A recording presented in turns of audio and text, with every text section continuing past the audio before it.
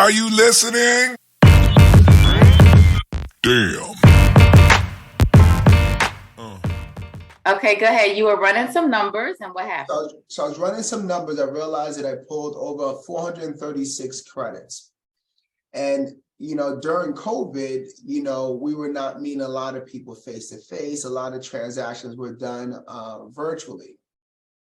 So now I'm looking to kind of retool myself and kind of go back to some of the traditional ways of how I was doing things before, because if I were able to go above industry average, which is a 35% pull through, and I feel I can get it to like a 40% pull through. So how do I build a closer rapport with my buyers, right? Because when you're busy, you don't follow up as much.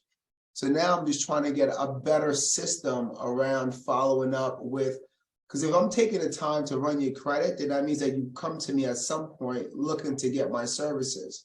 So I need to find out along that process, did they lose interest? Did they go another place? What happened? So just trying to find how I can, because just doing that alone, even if the market goes down and I can just go with the low amounts of credits that I'm pulling now and get a higher pull through, my numbers are still consistent with where it was when the market was booming, right? So just not allowing people to kind of fall through the cracks.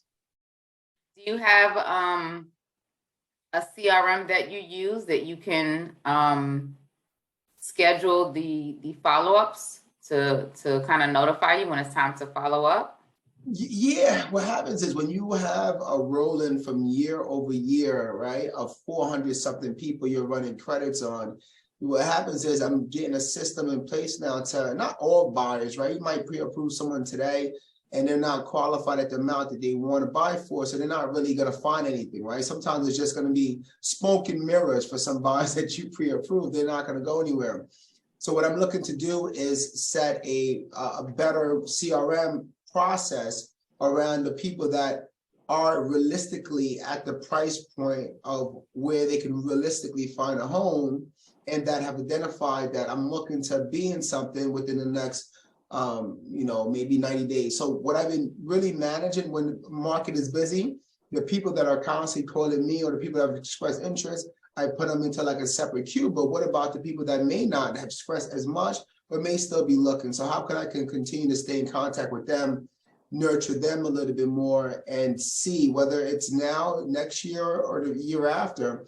Because just getting an extra 10% pull through would have added a lot more income-wise to my income. So with the things being a little bit lower, I need to cultivate and nurture some of those guys. So I don't have a perfect plan yet, but my back office and marketing team are working on something that will help me, stay more top of mind with the pre-approved clients.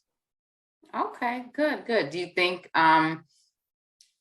think a lot of them, it was a like borderline approval thing and knocked them out because of the rates, or unrealistic as far as what they wanted, where they wanted, for how much they wanted it for? Because prices are coming down. So the ones who had unrealistic expectations for what they could get for their price may be able to come in, maybe not still get everything, but the prices have been dropping 50, 100,000. So maybe, you could touch back. I think partly, I would say maybe a good percentage of that. I think the numbers might be a bit thrown off a little bit, because in 2020 and 2021, the majority of my business, unfortunately, I'm not going to get the 40, 50% down payment buyers or the 800 FICO. Not majority of them I get them, but the majority of my business is going to be focused strictly on that 3.5% down to 5%, 10%. Seldom you'll see the 20%, 30% guys kind of come into my business flow of things. But if you remember in 2020, 2021, we were not accepting the low down payment loans. And those were the buyers that were heavily impacted, that really couldn't buy, that were being missed upon on opportunities to kind of get deals. So I'm thinking a large portion of that low pull through might have come directly from those buyers that were struggling to find properties. That met with a lot of them, trying to help them get to where they need to be. But obviously, I'm just one piece of the puzzle. If the listing agent on the other side is not going to accept a 3.5% down, or a VA that's putting 0% down, then those buyers are just going to be pretty much at a standstill. And it's unfortunate for them, because they couldn't buy, not because they didn't want to buy, but then the market took a huge increase, and now they really can't afford it because the homes are much higher. And interest rates are higher. So I feel for those buyers that, really wanted to buy and not couldn't. Yeah, I think it was a big reality check too, because I have a couple clients that have moved twice during the pandemic. And it's like, for those that had such high expectations, if you had just gotten something right off the rip, the 2-year time frame could have passed where you wouldn't have to pay capital gains tax, and now you could move to your next property. But they were so adamant about having, these particular things that had to be so perfect in their house, they missed out on an opportunity that they could have, 2 years later gotten what they wanted probably, and had even more money to put down and more money saved, because now it's gone in rent. So. Oh yeah, I mean, a lot of buyers who made a lot of bad decisions, like, back in 2018, 2019, that could have assisted in trying to do that generational wealth, that, American dream to achieve that purchase and be that first in your family to buy. They missed out on some of those opportunities when rates were low and home prices were still low at the same time. So, I mean, a lot of people made a lot of money in those times. So, unfortunate for those that missed it. Yeah, and I had someone ask me the other day at the salon, actually, so when are the rates going to go back into the twos? Sweetie, they're not. You missed that boat. That was like a once in a lifetime thing for at least this generation of buyers. And if that's what you were holding on to, waiting for that to happen again, then I feel like you were never serious. You were never going to pull the trigger, or you're not ready for whatever reason, if you're waiting for that, because the rate could change, but the pricing changing is even more of an issue than the rates. But they're just so stuck on, oh, I missed it and I gotta have it. It's like, the boat has sailed. The ship has sailed. What happens, I tell a lot of people, they're looking, the problem is, how do we get people to not look at the small picture and look at the big picture? Now, just to kind of switch this conversation from like the primary buyer to the investor buyer, right? The investor buyer comes, and the first thing they're talking to me about, assume if you're an investor, you're a savvy, smart person, you already crunched your numbers. But the investor buyer will come to me and say, but Gene, I'm not going to buy right now because interest rates are 10%. Well, we haven't even discussed or crunched the numbers to know what your ROI is, right? So if the rate is 10%, let's just say hypothetically, and it's not right now, depending on the product you're buying, let's just say 10%.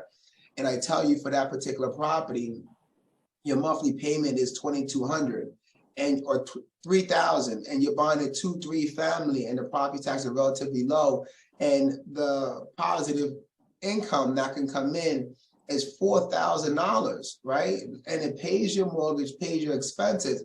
My question to you, does that investment still make sense for you? Most times or not, that investor will say, if I can get a positive $1,000 on top of paying my expenses and still net $1,000, this is a great investment. So when you start looking at it like that, you look at the bigger picture, not look at the smaller picture, right? And then also you marry the home, right? Not really the interest rate, because if you maintain the rate, correct, because the rates will always go down. We're expecting the market will adjust itself, not twos, but again, we may see threes again. We may see low fours again, and that's when you kind of leverage and go back and kind of refinance the property, secure for the 30-year amortization, and take it from there.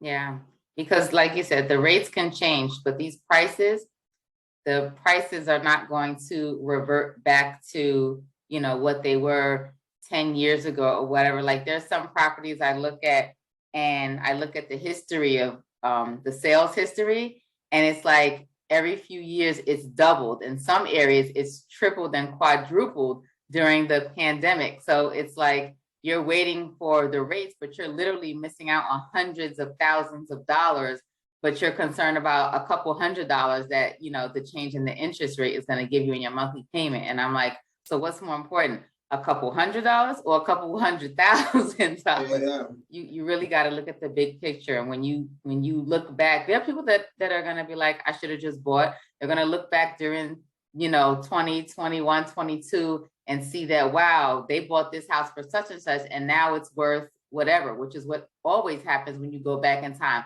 Oh, they only paid $80,000, but now they sold it for $400. Well, that could be you too, but you're focused on the wrong things, like you said. So it's difficult getting people to focus, like you said, on the right thing, especially when they have other people in their circle that they know that got that 2% or 3%, but that's not your situation. You're in a completely different situation, probably location, and as far as the needs go, it's not identical either. You know, they may not need a 5-bedroom, 3.5 bath house, but that's what you're saying you need. So yeah, they took advantage because they were smart about what they wanted and their options. So making them see the bigger picture outside of their own little world could be a challenge sometimes. Yeah, yeah.